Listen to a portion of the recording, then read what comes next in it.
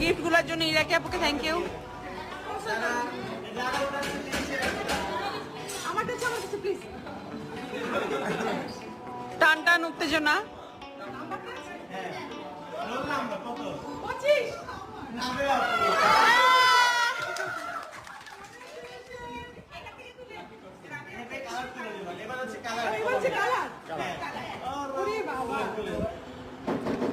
এই একটার জন্য